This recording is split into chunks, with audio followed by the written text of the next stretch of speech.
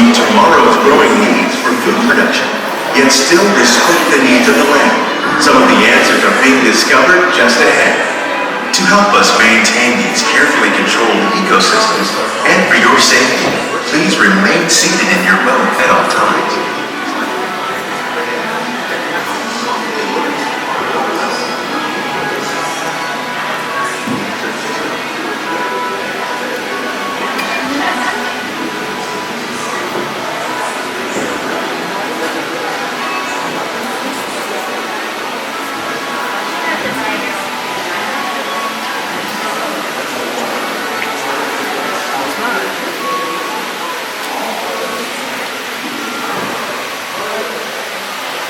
Welcome to our living laboratory, where scientists from Epcot and the U.S. Department of Agriculture are exploring innovative ways to produce bountiful harvests now and into the future.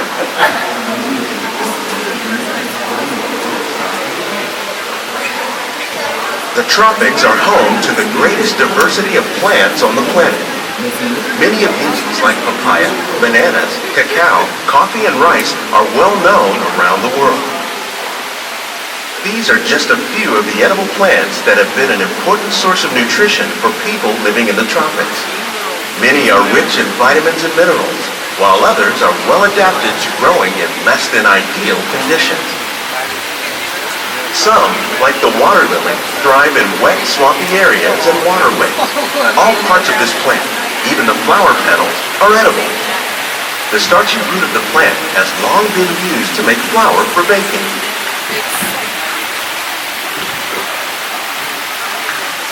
One day, many of these lesser-known tropical plants may be as important as the bananas growing on both sides of the boat. More than 28 million tons of bananas are eaten annually, making it the most popular fruit in the world.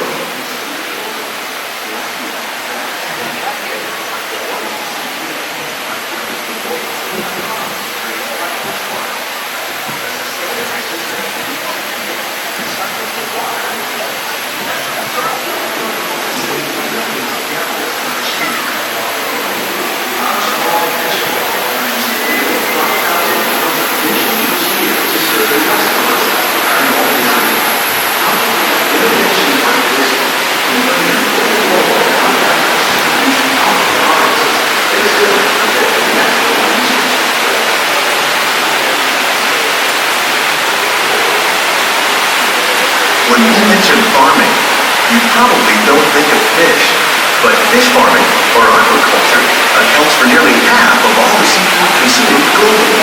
Tilapia, bass, and catfish, like the ones you see here, are three of the more popular crops raised by fish farmers.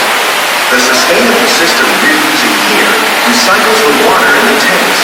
As a result, we're able to save millions of gallons each year. Our small fish farm produces nearly 5,000 pounds of fish each year to serve at restaurants around Walt Disney World. Innovations like this one can play an important role in our efforts to produce bountiful harvests and still protect natural resources.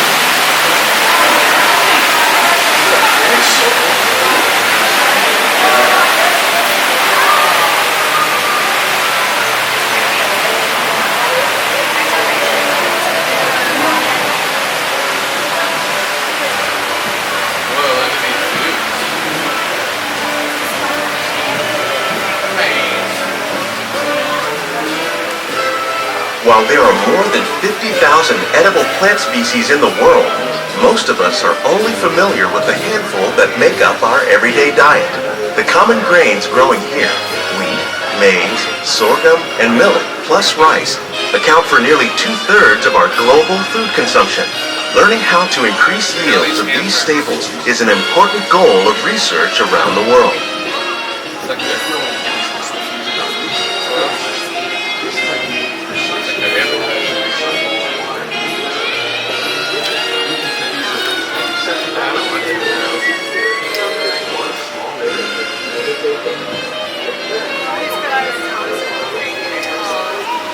These plants are definitely on their way up. Innovative growing techniques like these increase yields, while more efficiently using resources like water, fertilizer, and pesticides. Another innovation at work here is our integrated pest management program. By populating our greenhouses with beneficial insects that prey on harmful pests, like aphids and flies, we are significantly reducing our reliance on conventional pesticides. We're growing these crops using our nutrient film system. This technique precisely controls and recycles water and nutrients. With it, we can produce over 27,000 heads of lettuce a year in this one small area.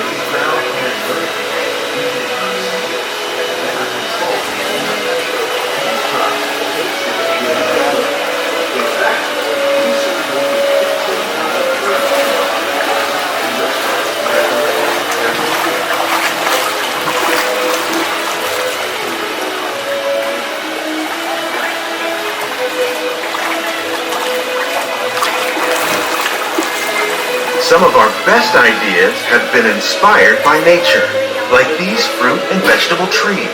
By growing these ground plants vertically, we can increase yields and better control diseases. These crops taste as good as they look. In fact, we serve more than 15 tons of produce from our greenhouses in restaurants here at the land every year. That saves water and increases production. The aquaponics system on your left combines hydroponics with aquaculture. The fish provide a natural source of fertilizer for the plants, and the plants help keep the water clean for the fish. It's another great way to produce more while using less. In our lab, Epcot scientists are working with the U.S. Department of Agriculture on a number of innovative projects.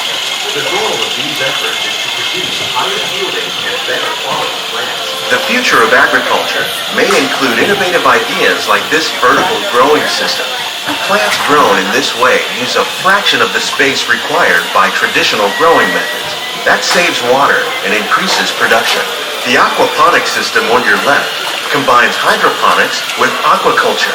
The fish provide a natural source of fertilizer for the plants, and the plants help keep the water clean for the fish. It's another great way to produce more while using less. In our lab, Epcot scientists are working with the U.S. Department of Agriculture on a number of innovative projects. The goal of these efforts is to produce higher yielding and better quality plants.